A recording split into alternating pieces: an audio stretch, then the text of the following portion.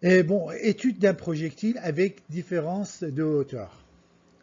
Lina frappe une balle de tennis avec une vitesse initiale de 20 mètres par seconde et sous l'angle de 60 degrés par rapport à l'horizon. Donc on va le tracer. La balle est lancée depuis un point situé à 1 mètre au-dessus du sol. Plus loin, Emma attrape la balle à une hauteur de 2 mètres par rapport au sol, bien sûr. 2 mètres par rapport au sol. Donc, je vais faire juste un schéma avant de commencer l'exercice. Donc, la balle est lancée ici, c'est 1 mètre, donc jusqu'au sol, lancé comme ceci, et puis il va être attrapé 1 mètre plus loin. C'est-à-dire, il y a 2 mètres par rapport au sol, donc ça fait 1 mètre plus loin que où la balle avait été lancée. Donc, voici la balle, il est récupéré ici, là. Donc, ici, ça fait 1 mètre aussi. Alors, il y a une différence de Y. Delta Y, tu voyais, c'est 1. Donc, combien du temps la balle reste dans l'air avant d'être attrapée par Emma? Ok, on va faire delta Y est égal à moins 1 demi GT2 plus, regardez, au lieu de mettre YI ce côté-ci, j'ai mis delta Y. Comme ça, j'ai le delta Y qui est égal à 1 mètre. Moins 1 demi GT d'eau plus VI Y. Attention, c'est le composant de VI suivant l'axe vertical. Donc, ça c'est 1 mètre. Et puis, VIY, ça fait, comme il dit, VI initial, c'est 20 mètres par seconde fois sinus 60. OK?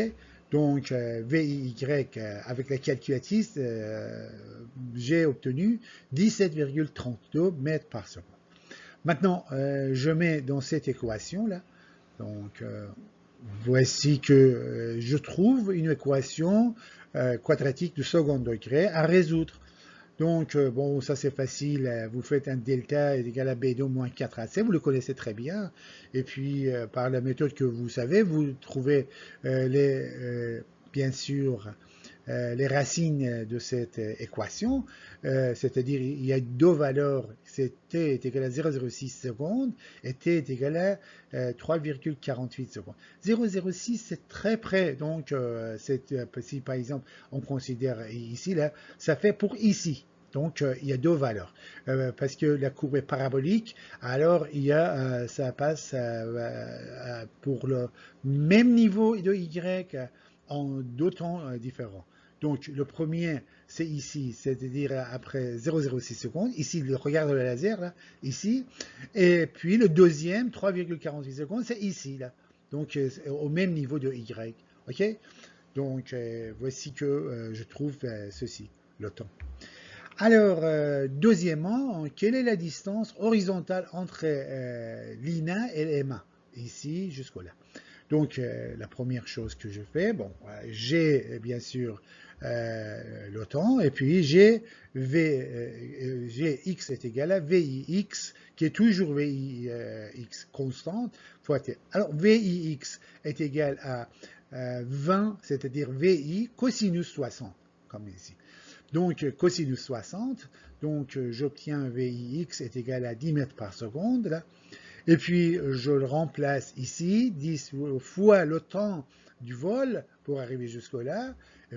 J'obtiens très facilement la valeur de x qui sépare les deux, c'est-à-dire ici. C'est 34,8 mètres. Maintenant, troisièmement, calculer la hauteur maximale atteinte par la balle, ici, là. À partir du sol. OK? Donc, nous, on a le lancement à partir de cette ligne en pointillé. Donc, mais à partir du sol, on va voir qu'il faut rajouter juste à la fin 1 mètre. Donc, je vais faire, voici l'équation qu'on utilise beaucoup. Comme je dis, cette équation que j'ai dit, je pense c'était en deuxième partie ou troisième partie pour les chutes libres, on avait utilisé beaucoup de cette équation. Puis, cette équation, il n'y a pas la démonstration à faire. Bon, si vous voulez la démonstration, il y en a, je vous ai fait dans le deuxième ou troisième partie, je ne me rappelle pas, mais je l'ai déjà fait. Mais quand vous résolvez une équation, où il y a excuse-moi, un problème, cette équation-là, vous le connaissez, c'est de vos connaissances. Vous commencez à partir de là. Donc, l'enseignant, il veut savoir, est-ce que vous connaissez cette équation? Bien sûr, si vous connaissez, donc vous savez d'où vient, et puis c'est tout.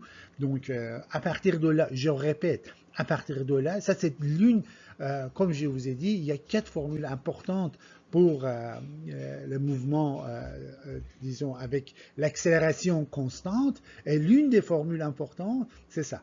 Et puis, attention, ça c'est suivant l'axe des Y, bien sûr, avec les composants des Y seulement. Attention, hein, c'est pas le VI qui est 20, mais c'est VI, Y et VI et VF final, c'est-à-dire vitesse finale Y, ok? Donc, je sais que au sommet, quand j'arrive, la vitesse finale est nulle. Donc, voici ça qui est nul. Et puis, je vais faire le calcul de delta Y. Donc, ça c'est VIY.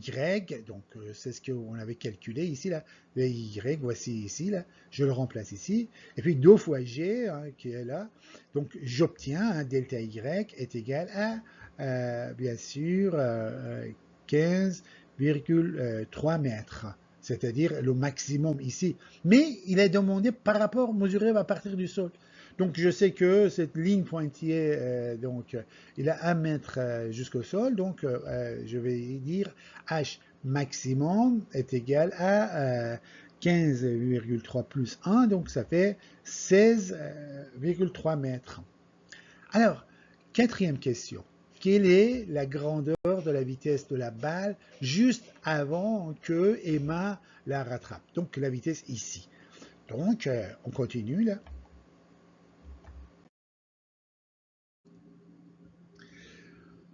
Donc, j'ai effacé tout ce qui n'était pas nécessaire. J'ai gardé tout simplement les valeurs qui nous peuvent être utiles. Donc, quatrièmement, hein, donc VY est égal à moins GT plus VIY. Bon, VIY, je l'ai ici, là. Vous le voyez, j'ai de la page précédente, là. Et puis, le temps, je l'ai ici. Donc, je le remplace. Tout simplement, j'obtiens la valeur de VY final.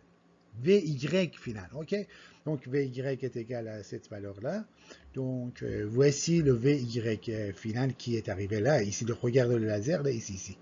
Donc, ça fait moins 16,78. Mais, en ce qui concerne le VIX, c'est toujours la même. C'est 10 mètres par seconde. Donc, si je veux le V, bien sûr, final, donc V final, qui est arrivé à Emma, c'est Vx au carré plus Vy final au carré. Donc, ok.